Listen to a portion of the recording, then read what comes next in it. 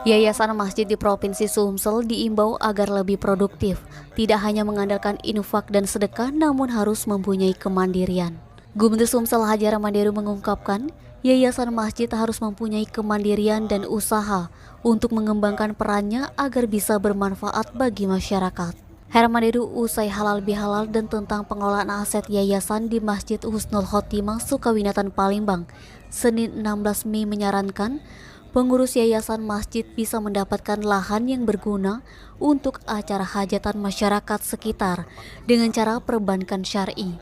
Tujuannya agar yayasan masjid bisa mudah mendapatkan tambahan lahan untuk masyarakat dengan cara baik. Diri juga menegaskan agar seluruh yayasan masjid yang ada di Sumsel tidak meminta-minta di jalan, karena hal ini dapat membahayakan bagi yang meminta di jalan dan tidak elok dipandang. Edi Handoko, Sumeko TV melaporkan.